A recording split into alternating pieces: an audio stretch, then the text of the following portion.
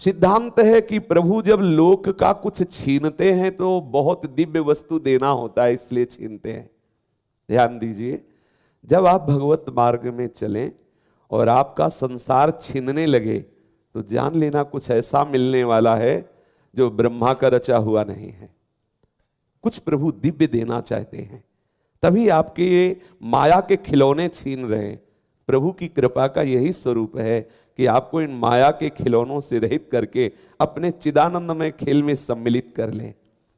जब प्रभु किसी पर प्रसन्न होते हैं तो उसके मन को चुरा करके अपने रस में, अपने लीला रस में डुबो देते हैं, पर बाहरी जिनमें हम आसक्ति किए हुए वो छीनते हैं। जिनको हम अपना माने हुए हैं, स्वास्थ्य का अभिमान, मैं बहुत स्वस्थ हूं, इसको भी छीनेंगे। मैं बहुत धनी हूं, इसको भी छीनेंगे।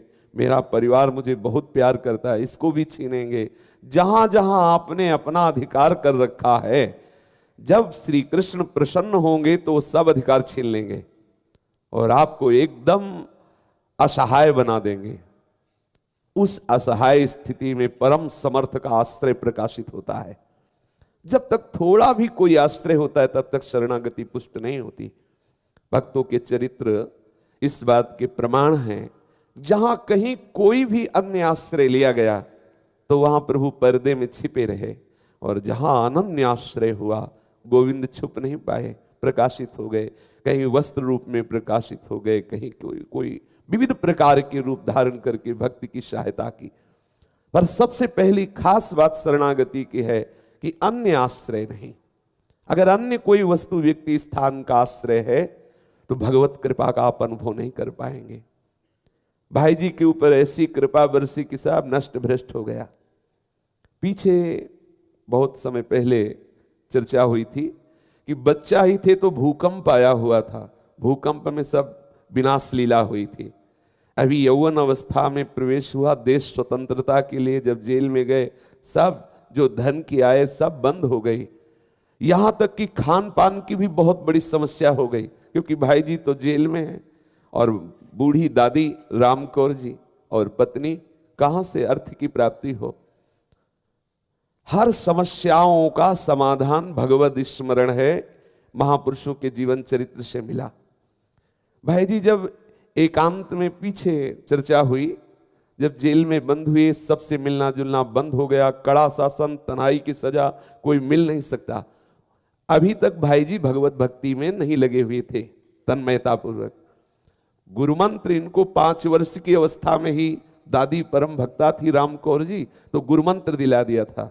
निम्बार्क संप्रदाय के संत से भाई जी को मंत्र मिला हुआ था बच्चापन में ही। संस्कार तो पहले से ही भक्ति के थे, पर व्यवहाररत और देश को स्वतंत्र करने का एक नवीन आवेश हृदय में, जब तन्हाई में बंद हुए तब हृदय में लगा कि ये जीवन कहां जा रहा है।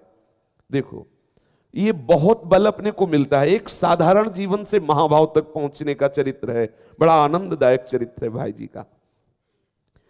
भाई जी को पूर्व संस्कार व स्मृति आई कि क्या करूं, अकेले बैठे, किसी से मिलना नहीं, किसी से जुलना नहीं, क्या करें, नाम जप करें, ऐसी भावना आई। यदि माला मिल जाता तो नाम जप में सहयोग होता। भाई जी के हृदय में आकांक्षा हुई। तो जो जेल का अधिकारी था, जब वो आया तो भाई जी ने कहा, आप जानते हैं भजन करना अच्छा है या बुरा। वो भारतीय ही था तो उसने कहा, नहीं साहब हम जानते हैं भजन करना बहुत अच्छा है। बोले हमारी इच्छा है, यदि एक माला मुझे दिला दो, मैं भजन करना चाहता हूं। तो उनका माला तो नहीं दे सकते, विदेशियों का ऐसा कड़ा शासन है कि बिना उन अधिकारियों से पूछे कुछ कर नहीं सकते। आपको उपाय बता रहे हैं, आप अपनी अंगुलियों पर नाम गिनिए और जब 11 हो जाए तब इधर इधर अंगुली रखते जाइए, फिर जब इधर 10 हो जाएगा तो एक माला हो जाएगा। फिर एक कील दी कि आप दीवार में ऐसे खींच दिया करो। भाई जी को प्रारंभिक नाम जप के लिए उसने उपदेश किया। गुरु सब में बैठा हुआ है, आप प्रश्न करो, कहीं ना कहीं से गुरु बोल देगा। भाई जी की लगन लगी, किसी का मिलना था नहीं, किसी से बातचीत करना नहीं। जितने भी साथी थे देश स्वतंत्रता वाले, सब अलग अलग कड़े शासन में बंद थे। बस एक ही आश्रय, नाम का बड़ी शीतलता लगी जब नाम जपना शुरू किया। अब तो अखंड भगवान नाम रटन, क्योंकि कोई विक्षेप नहीं था, किसी से मिलना नहीं। समय से जो कुछ भोजन मिल जाता और बस नाम जप। भाई जी वही नाम जप करते हुए ऐसी भगवदानंद वृत्ति को प्राप्त हुए कि देवर्षि नारद के भक्ति सूत्रों का स्फुरण होने लगा, जो भगवत कृपा से पीछे 6 महीना उनकी चर्चा चली भक्ति सूत्रों की। भाई जी के हृदय में वही मनन होने लगा। नाम की महिमा देखो, नाम का ऐसा प्रताप की भक्ति सूत्रों का मनन प्रारंभ हुआ। उनकी टीका भाई जी ने वही जेल में की। ऐसा पवित्र नाम का प्रकाश हुआ कि जो बड़े बड़े अधिकारी थे वो सब भाई जी के प्रति प्रियता का व्यवहार करने लगे। जहां कठोर शासन वहां भाई जी को छूट दे दी गई। सिमलापाल नगर में रहना है, झोपड़ी में रहना है, पर सरकारी आदमी आप पर दृष्टि रखेंगे। खुला आप शौच जा सकते हैं, आपसे कोई मिलना चाहे तो आप बात कर सकते हैं, पर सरकारी आदमियों के बीच में, मतलब काफी स्वतंत्रता दे दी भाई जी को। अब भाई जी को अनुभव हुआ कि ये नाम के प्रताप से हमें सुख मिल रहा है। भागवतिक सुख तो मिल ही रहा है और व्यवहारिक सुख भी मिल रहा है। अब भाई जी की तन्मयता नाम में और बढ़ने लगी। जैसा जैसा आप नाम जप करोगे ना, तो नाम ही आपके हृदय में नाम का लोभ पैदा कर देगा। साधक कहते हैं कि हमारे से नाम जप होता नहीं है। ये बात कभी आप बोलिए मत, और ये बात कभी आप स्वीकार मत कीजिए, प्रमाद मत कीजिए। ये जिह्वा इसीलिए दी गई है कि नाम जप करो। इस जिह्वा को क्यों आप इधर उधर की बातों में लगाते हैं? आप इसको चुपचाप रखे हुए हैं तो अंदर से मन विषयों का मनन कर रहा है। इसे रगड़िए, राधा राधा राधा राधा राधा राधा राधा राधा वल्लभ राधा वल्लभ राधा वल्लभ राधा वल्लभ। देखिए कैसा नशा चढ़ता है। आपको कुछ दिन लगेगा कि आपको थकान महसूस हो रही, फिर आप देखें ऐसा नशा आएगा, ऐसा स्वाद आएगा कि यही लोभ पैदा कर देगा। नाम जप ही नाम का लोभ पैदा कर देगा। नाम जप ही नाम जप को बचाने की ज्ञान वृत्ति दे देगा। नाम जप ही आपके अंदर भागवतिक सद्गुण प्रकट कर देगा। बिल्कुल चिंता नहीं करनी है आपको, वो व्यवहारिक समस्याओं का भी समाधान कर देगा। देखो कैसी समस्या का समाधान। भाई जी को स्वतंत्रता दे गई। पूरे गांव में आप सबसे मिल सकते हो। जहां इतनी तन्हाई कठोर उनको रखा गया था कड़े शासन में, तो नाम जप का प्रभाव देखो। हृदय आनंदित हुआ और बाहर भी समस्या का समाधान होने लगा। भगवान जब कुछ छीनते हैं तो तुम्हें विश्वास कर लो कि तुम्हें कुछ अनंत महिमा वाली बात देना चाहते हैं। वो देने के लिए ही छीनते हैं, विश्वास कर लेना। आपको लगेगा परिवार छीन लिया, आप क्या देंगे? तो अनंत ब्रह्मांडों का जो स्वामी है वो अपने आप को देने के लिए तुमको माया के दृश्यों से हटा के घसीट रहा है। कभी कोई ऐसा ना सोचे कि भगवान बड़ा निर्दयी है, उसने ऐसा क्यों किया। वो बड़ा कृपालु है, हर चेष्टा में उसकी कृपा छुपी होती है। भगवान ने भाई जी के देश प्रेम की सारी उमंगें छीन ली अब, क्योंकि नाम जप चल रहा है। अब लगा कि क्या हमारी छोटी चेष्टा से देश स्वतंत्र हो जाएगा क्या? भगवान को रिझाओ, भगवान प्रसन्न हो जाएंगे तो हमारे देश को भी स्वतंत्र कर देंगे। भाई हमारे पास नाम रूपी धन है, जहां चाहे वहां प्रयोग कर ले। महात्मा गांधी जी के पास क्या बल था? रघुपति राघव राजा राम पतित पावन सीताराम, ये बल था।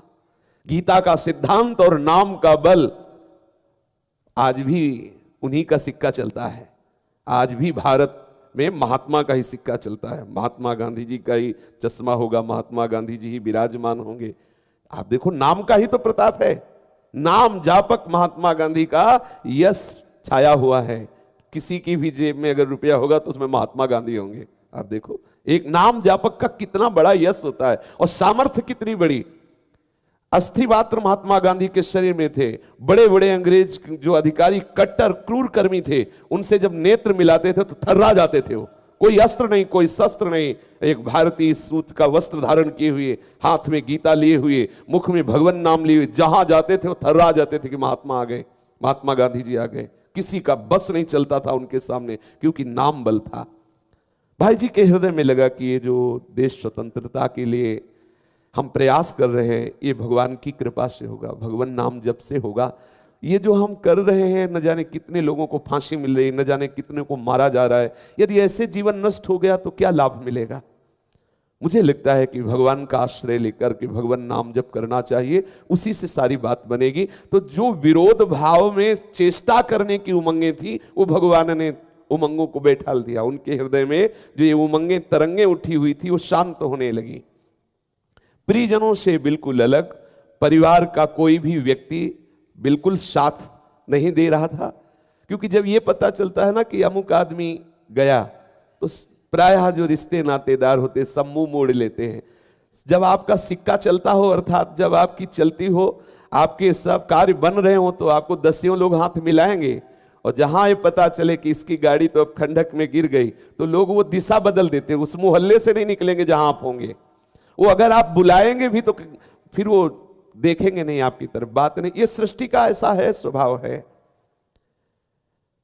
कोई भी ऐसा नहीं था जो भाई जी को साथ दे उस समय, पर विश्वात्मा प्रभु के चरणों का आश्रय जो भाई जी के हृदय में जागृत हुआ, उसके सामने सब संबंध तुच्छ हैं, सब पद तुच्छ हैं, सब वस्तुएं नगण्य हैं। प्रभु के नाम से भाई जी के हृदय में भगवद आश्रय जागृत हुआ, भगवान का मंगलमय स्मरण।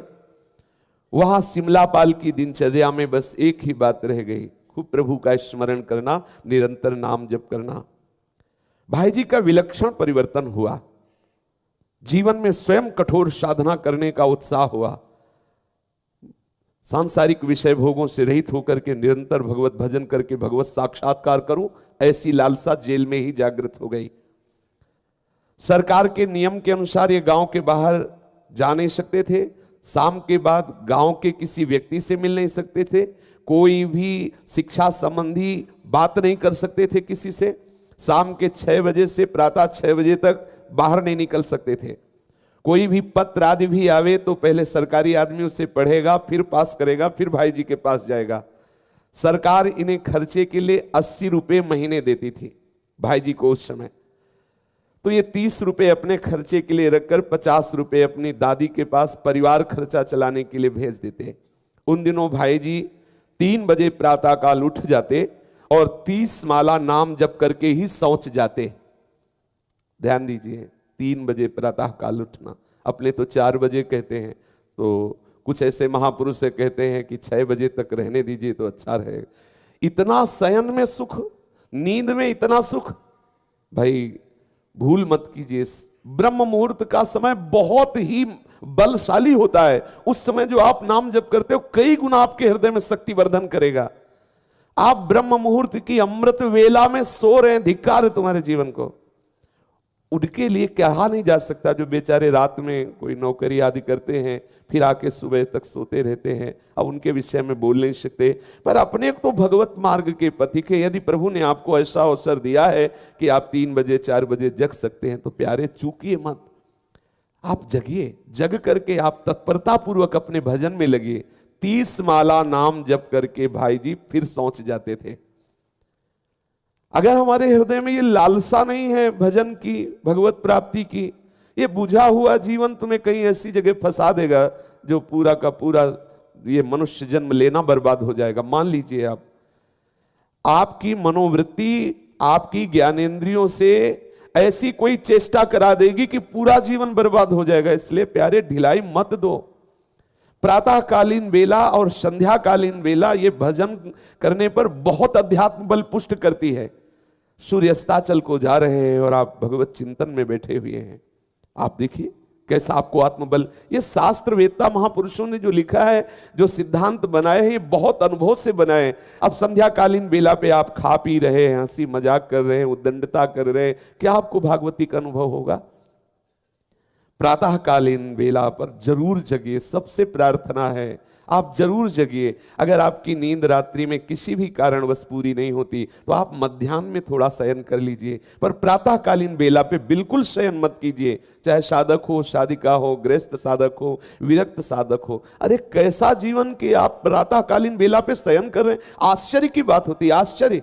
वो 5:30-6 बजे तक सो रहे हैं, क्या साधना हो रही भाई? इतने समय तक तो 3 घंटे आपका बैठकर जप होना चाहिए। 3 से 6 बजे तक जब फिर शौच स्नान दिनचर्या कर लो, या फिर तत्काल उठो और दिनचर्या प्रारंभ करके फिर जप करो। अपनी जो शौच आदि क्रिया स्नान आदि करके फिर बैठ जाओ। अरे कितना सुंदर अभ्यास है ये। अभ्यास आपको अमृत पद में बैठा लेगा। और अगर आप सहन करते रहे तो अपना विनाश कर लेंगे। अंतर मलिनता बढ़ती जाएगी, वासनाएं बढ़ती जाएंगी। और बिल्कुल बिल्कुल आप सच्ची समझिए, अमृत वेला में सहन करोगे, बिल्कुल आपके अंदर दैवी संपदा नहीं रह जाएगी। आप संध्या काल में भोजन करें, संध्या काल में शयन करें, संध्या काल में प्रपंच चिंतन करें, आप सोचे देवी संपदा आ जाएगी, और बिना देवी संपदा के आप भगवत अनुराग में कैसे प्रवेश पाएंगे। देखो महापुरुषों का चरित्र, सजा में हैं, परिवार से बिलग हैं, बड़ा कष्ट में जीवन है, 3 बजे जग जाते हैं और 30 माला नाम जप करके, 30 माला नाम जप करके फिर वो शौच स्नान को जाते हैं। शौच स्नान करके संध्या वंदन करना और किसी तरह से प्रार्थना करके श्री गीता जी, विष्णु सहस्त्र नाम ये मंगा लिए थे।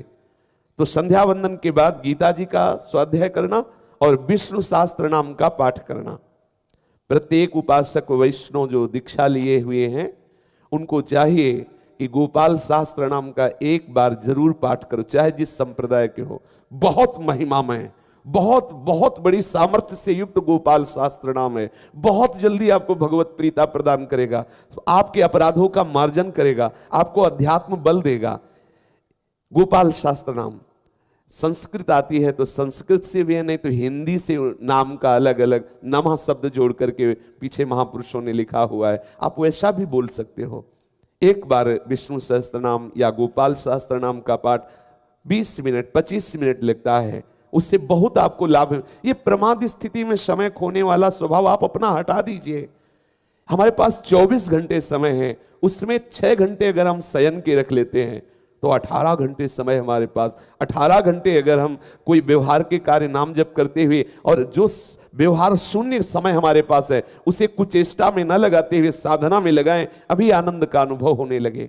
भाई जी महाराज उस समय भी श्री गीता जी का पाठ और विष्णु सहस्त्र नाम का पाठ, और एक चित्र मिला था भगवान नारायण का, जो ध्रुव जी को दर्शन करने भगवान जब वात्सल्य से भर कर आए या कृपा करके दर्शन देने आए, तो उस समय का जो चित्र है वो भाई जी के हाथ लगा। अब भाई जी उसी चित्र का ध्यान करते, सामने चित्र रख लेते, बार बार नख से सिक तक देखते, फिर उसे आंख मूंद करके चिंतन करते, फिर आंख खोल के देखते, फिर उसमें तदाकार होते, ऐसे उस रूप को बार बार अपने ध्यान में बसाने की चेष्टा करते। ये कुछ दिन ही अभ्यास करने पर इतना सुंदर अभ्यास हो गया कि प्रातः काल से बैठ जाते तो दोपहर तक केवल ध्यान में डूबे रहते। पवित्र जीवन, असाधन बिल्कुल नहीं, तो कुछ ही दिनों में आपकी रुचि बन जाएगी। कुछ ही दिनों में, यहां वर्षों व्यतीत हो रहे हैं लेकिन आप ध्येय में तन्मय नहीं हो रहे। असाधन है आपके जीवन में, कोई न कोई आपके जीवन में शास्त्र विरुद्ध आचरण है जो आपकी एकाग्रता को, पवित्रता को, भगवत चिंतन को नष्ट कर देता है। आप कहीं ऐसी भावना ना कर लें कि अमुक महापुरुष अवतारी हैं इसलिए ऐसा है, ऐसा नहीं है, ऐसा नहीं है। पूरी सामग्री जो भाई जी के हृदय में है वही आपके हृदय में है। इसमें आप प्रभु की तरफ अंगुली नहीं उठा सकते कि भगवान ने धोखेबाजी की, उनके यहां ज्यादा सामग्री हृदय में दे दी, हमारे हृदय में कम। सब है आपकी चिप में, बस आप खोलना जान जाएं। अगर आप गुरु कृपा से युक्ति जान जाए तो बहुत माल है अंदर। ऐसा है कि आप स्वयं तर जाएंगे और दूसरों को भी तार देंगे। सतरति सतरति सा लोकाम तारयति मम भक्ति युक्तो भुवनम पुनातु। सुबह से बैठ जाते और दोपहर तक ध्यान में बैठे रहते, वही नारायण भगवान का स्वरूप जो ध्यान अभ्यास में किया। तो ऐसा फिर ध्यान ऐसा लगने लगा कि आंखें खुली रहती, 3-3 घंटे पलक नहीं झपकती और ध्यान में भगवान नारायण। देखो साधना प्रारंभ हुई थी अंगुलियों से गिन करके नाम जप करना, धीरे धीरे धीरे धीरे बढ़ती गई साधना। एक बार विष्णु सहस्त्र नाम का पाठ, गीता जी का पाठ, नाम जप, एकांतवास, और धीरे धीरे ध्यान पे उतरे। ध्यान में ऐसी तन्मयता बढ़ने लगी कि खुली आंख 3-3 घंटे बिना पलक झपके अपने आराध्य देव के ध्यान में डूबे रहने लगे। ध्यान के अलावा शेष समय में वो नाम जप करते। थोड़े समय में जल्दी जल्दी अपनी देह संबंधी क्रियाएं कर लेते, ज्यादा इसमें समय नहीं लगाना चाहिए। शौच स्नान आदि जितनी क्रियाएं बहुत कम समय में समेट लो और बैठो एकांत में, नाम जप करो। एकांत में बैठकर इष्ट का ध्यान करो, लीला चिंतन में डूबो। कोई पद ले लो, बार बार उसको चिंतन करो, जैसा भी बनता है बार बार रूप माधुरी की भावना करो। ऐसे प्रियालाल ऐसे बिलस रहे हैं, ऐसे विहरण कर रहे हैं, ऐसे सिंहासन में विराज, ऐसे ही झूठे ही करो। झूठा खेले सांचा होए, अगर झूठे ही ऐसे भावना करने लगोगे तो सच्ची में आ जाएंगे वो आपके मानस पटल में। शरीर संबंधी आवश्यक कार्य जल्दी से निवृत्त करके बस वो अपने साधना में बड़ा तप माने होता है ताप सहते हुए अपने धर्म का पालन करने के समय में जो हमें कष्ट मिल रहे हैं, सर्दी गर्मी अनुकूलता प्रतिकूलता भूख प्यास आदि आदि, जैसे आप आसन में बैठे हैं शरीर दर्द कर रहा है, जो भी ताप चुपचाप सहन करो और नाम जप करते रहो, मंत्र जप करते रहो, अपने चिंतन में लगे रहो। आगे चलकर 6 महीने में ऐसा ध्यानाभ्यास बढ़ गया कि वो जिस वस्तु को देखते तो वस्तु नहीं दिखाई देती, नारायण दिखाई देते। देखो 6 महीने, इस स्थिति के बाद 6 महीने और व्यतीत होने पर भाई जी की ऐसी स्थिति आ गई कि ऐसे देखते तो ना व्यक्ति दिखाई देता ना वस्तु, ऐसे देखा ये वस्तु है पर उनको वस्तु नहीं दिखाई देता, वहीं दिखाई दे रहा है भगवान नारायण खड़े हैं, जिधर देखते भगवान नारायण खड़े हैं। भाई जी ने कई बार ये बताया कि ये कोई सिद्धि या चमत्कार नहीं है, इस तरह से आप भी अभ्यास करें तो आपके भी अनुभव में आने लगा। पक्का पक्का गौर श्याम चरणारविंद आंख मूंदो चाहे आंख खोलो, वो आपकी भावना में बिल्कुल वैसे ही चमकते हुए अद्भुत कांति नख से प्रकाशित हो रही, सुंदर सुंदर कितने सुंदर पायल बंधे हुए, कैसे सुंदर महावर रचा हुआ, कैसे सुंदर कांति युक्त चरणारविंद, फिर धीरे धीरे ऊपर बढ़ते चले जाए मुखारविंद, फिर मुखारविंद से श्री चरण तक। अरे कितना आनंद का विषय है। मन को फंसाओ, मन को फंसाते हो संसार के क्षेत्रों में और चाहते हो परमानंद कैसे मिले। भाई जी कह रहे हैं कोई चमत्कार या सिद्धि नहीं, अभ्यास से ऐसा हुआ है। हम इसीलिए ऐसे चरित्रों का विशेष महान आदर करते हैं, भगवान से भी बढ़ करके, क्योंकि भगवान के चरित्र में हमें कोई आश्चर्य नहीं होता। मेरे प्रभु बल के समुद्र में कुछ भी करें वो कोई आश्चर्य की बात रही, जीवत्व से ईसत्व के उस महाभाव में पहुंचना ये काम की बात है, ये हमारे काम की बात है। भाई जी स्वयं कह रहे हैं कि ये कोई सिद्धि या चमत्कार नहीं है, अभ्यास के बल पर ऐसा हुआ है, रात दिन अभ्यास, तो अभ्यास से ऐसा हुआ है। नाम जप में इतना रस आने लगा कि नाम जप छूटने की बात आने पर हृदय जलने लगता कि अगर कहीं किसी से बात करना पड़ा नाम छूट गया तो देखो पकड़िए, महापुरुषों के चरित्र से हमें बल मिलता है, हमें वो आचरण संबंधी ज्ञान मिलता है। हम वैष्णव हैं, शरणागत जन है, कैसे आचरण होने चाहिए। कभी कभी नाम जप करते हुए संभावना आती कि कहीं नाम छूट गया तो, ये क्यों आती, अति अधिक प्रीत मन भा संदेहा, जिससे बहुत प्यार होता है तो ऐसा लगता है अगर ये बिछुड़ गया तो तत्काल हृदय में उसके जलन होती, और गाढ़ भाव हो जाए तो ऐसा लगता है बिछुड़ गया क्या, तो चिल्ला के वो रोने लगता है। यही प्रेम की दशा होती। तो देखो नाम में इतना प्यार हुआ कि भाई जी को कभी कभी जब करते हुए लगता कि अगर कोई आ जाए बात करने लगे नाम छूट जाए तो हृदय में आग लग जाती कि अरे नहीं हम बिना नाम के नहीं रह सकते।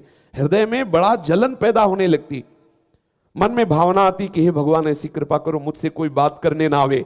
देखो मुझसे कोई बात करने ना आवे, यदि कहीं कोई बात करने आता तो भाई जी आवश्यक अत्यंत होने पर बोलते और जल्दी से मौन हो जाते, क्योंकि नाम न छूटे, नाम का चिंतन करते हुए बोलते और कोशिश यही करते कि बोलना ना पड़े। जीव सतत नाम जप में लगी रहती।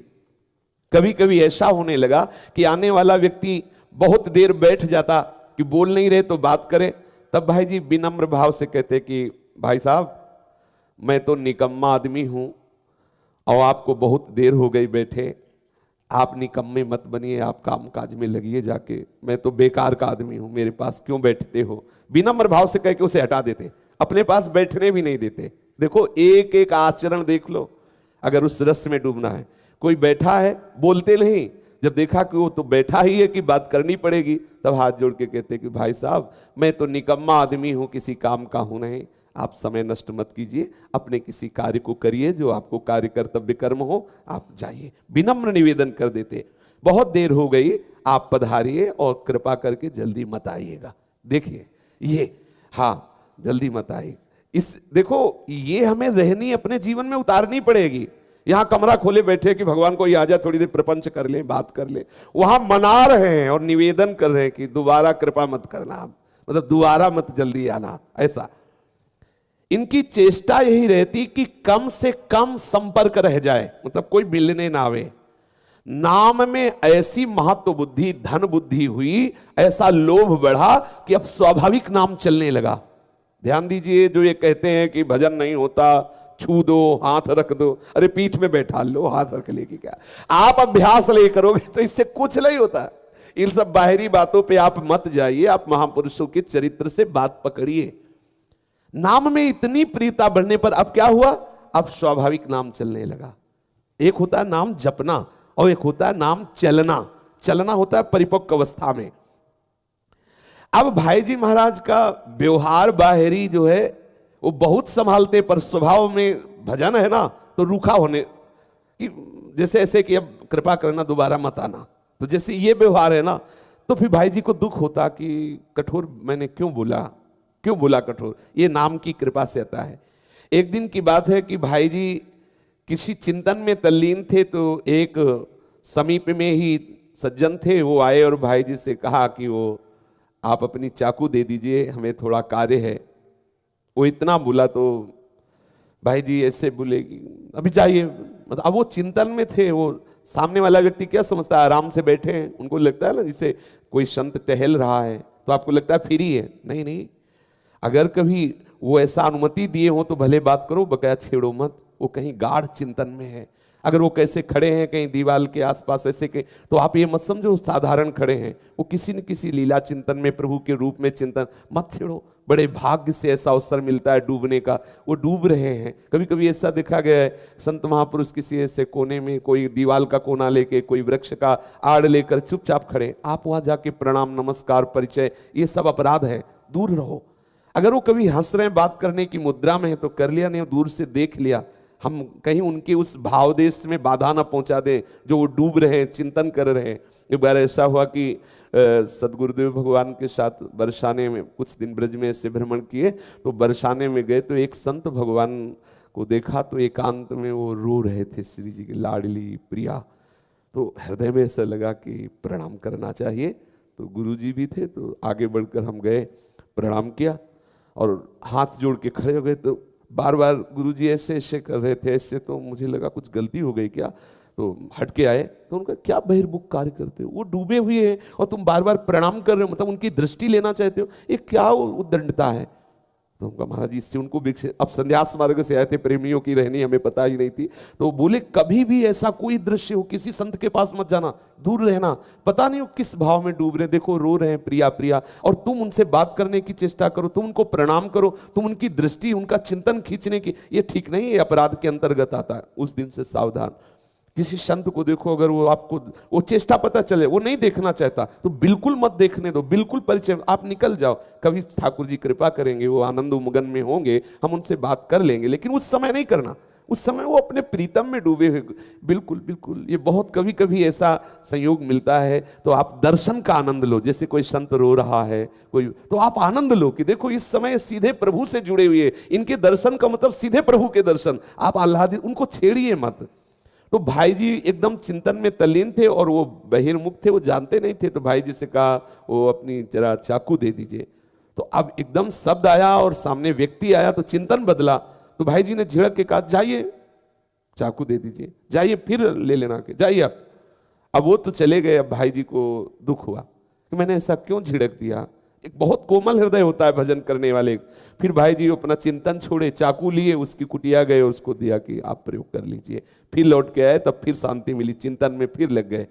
तो देखो कितना, अब वो तो नहीं जान रहे जो चाकू मांगने हैं, लेकिन कितना बड़ा विक्षेप हुआ, हृदय जलने लगा, आराध्य का चिंतन छूटा, लगा कि कहीं उसको दुख ना हो, इसलिए पुनः चाकू ली, वहां जाकर के दिया, फिर आए, तो कितना ये बीच में विघ्न पड़ गया। इसलिए अपने लोगों को बहुत सावधान रहना है। अपने लोग सत्संग सुनते हैं, भगवत मार्ग के पथिक है। अगर कोई भी साधक कीर्तन कर रहा है, वाणी पाठ कर रहा है, नाम जप में डूबा हुआ, आपकी दृष्टि गई, आप लौट आइए, मत जाके छेड़िए, मत बोलिए। बड़ा बढ़िया अवसर उसको मिला है, वो डूब रहा है, और आशीर्वाद दीजिए कि तुम्हारा चित्त प्रियालाल में डूबे। कभी ऐसा विक्षेप किसी को ना पहुंचावे। श्री भाई जी महाराज इस काल में जब कोई दुखी व्यक्ति सामने आता तो उसकी सेवा की भावना करने, तो पढ़े लिखे थे ही, तो भाई जी ने एक सिविल सर्जन से सहयोग लेकर के कुछ होम्योपैथिक दवाइयाँ मंगाई और होम्योपैथिक एक ग्रंथ मंगाया।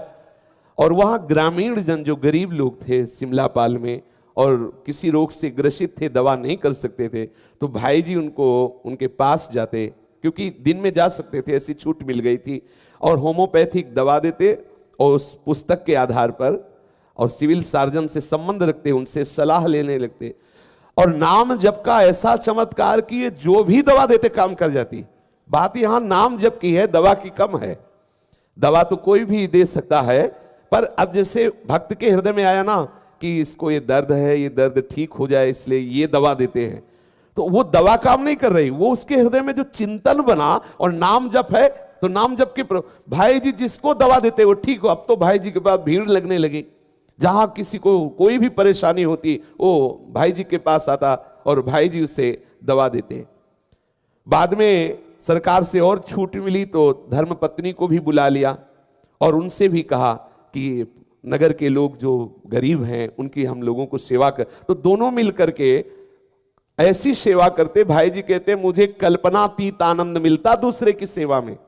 एक बात पकड़िए, पर दुख द्रवई प्रशंत पुनीता। जब पत्नी को भी बुला लिया, सरकारी आदेश मिल गया कि आप रख सकते हो, तो दोनों मिल करके दूसरों की सेवा में, बोले कल्पनातीत आनंद मिलता। अंदर भजन चल रहा है और बाहर से दूसरों की दुख निवृत्ति का उपाय। कुछ समय बाद वहां हैजा फैल गया तो 61 व्यक्तियों की चिकित्सा भाई जी ने की। 58 को तो तत्काल लाभ हो गया और फिर उनसे 60-61 बचे 3, उनको धीरे से, और मतलब इसमें लाभ जो है नाम जप से तत्काल पाप संस्कार सामने वाले के नष्ट हुए, तत्काल लाभ। एक मुसलमान था, बहुत वर्षों से गूंगा ही था, वो बोल नहीं पाता था। वो भाई जी के पास आया, चरणों में गिरा कि बोलना नहीं आता, लोगों ने बताया, तो भाई जी ने मन में निश्चय किया और कहा ये दवा खाओ तुम निश्चित बोलने लगोगे। तो आश्चर्य की बात, तीसरे दिन वो खुद बोलता हुआ आया। जो वर्ष, ये नाम का चमत्कार है सब। भाई जी ने दवा दी, तीसरे दिन वो भीड़ में बोलता हुआ आया और बार बार चरणों में गिरता और सबसे यही कहता कि देखो दवा का चमत्कार हुआ। कोई ये नहीं जानता कि अंदर इनके नाम चल रहा है, नाम का प्रकाश। अब वहां के बहुत से लोग, कुछ पुलिस कर्मचारी और ग्राम के नगर, सब भाई जी को अपना आराध्य देव माने। ये सजा में ही जो नजरबंद थे उसमें ही ऐसा प्रभाव, संपूर्ण नगर को लगा कि हमारे लिए कोई भगवान ही रूप रख करके आए हुए हैं। एक बार इन्हें समाचार मिला कि दादी जी कलकत्ते में बीमार हैं और वो इनसे मिलना चाहती हैं। ये नियमानुसार बाहर नहीं जा सकते थे सरकारी आदेश के कारण। दादी जी के विशेष ने, राम कौर नाम था इनकी दादी, जो बड़ी भक्ता थी, नाम जापक थी। उनसे मिलने की तीव्र इच्छा हुई, सरकार को तार दिया, अस्वीकृति हो गई। अब इनके मन में बड़ी व्याकुलता हुई। तब अंदर विचार आया कि तुम्हें नहीं जाने दिया जा रहा है, लेकिन तुम्हारे पास बल तो है ना, नाम जप करो, संकल्प करो। ये औषधि नहीं दे सकते, वहां जा नहीं सकते, लेकिन बल तो है हमारे पास, नाम जप करो और संकल्प कर दो दादी के नाम का। उन्होंने ऐसा ही किया, नाम जप किया और दादी के नाम का संकल्प कर दिया। वहां से खबर आई दादी ठीक हो गई है। ये देखो चमत्कार, देखो धीरे धीरे ये सकामता भी हट जाती है, पर नाम का चमत्कार, नाम बहुत बड़ी सामर्थ्य से युक्त है।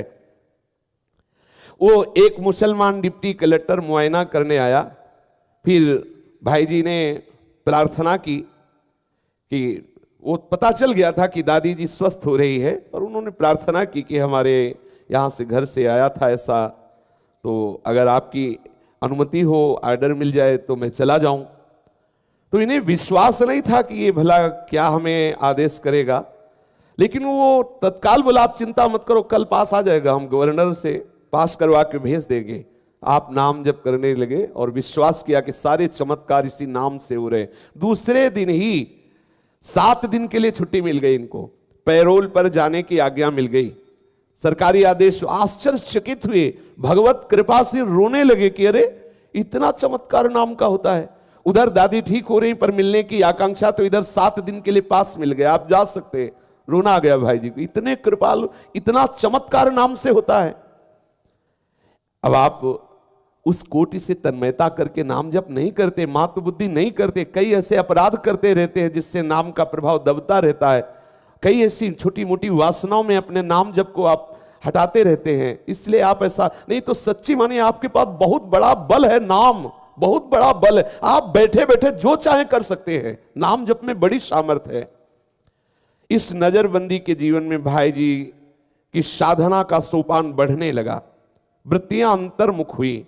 21 माह की अवध बीतते बीतते सरकारी आदेश मिल गया कि आप 24 घंटे के अंदर बंगाल छोड़ दीजिए। मुक्त कर दिया और कहा 24 घंटे के अंदर बंगाल छोड़ दीजिए।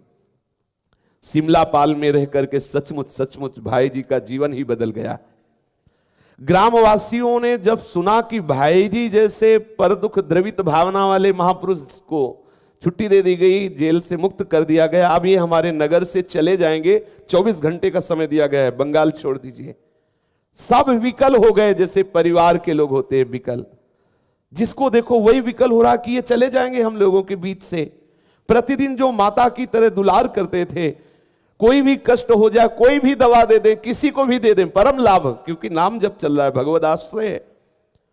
इनके समीप जाकर कोई भी बात कहो, चित्त हल्का हो जाता, प्रसन्न हो जाता। सबको प्यार और सम्मान देने वाले ये हमारे बीच से चले जाएंगे, सबका हृदय दुखी हुआ।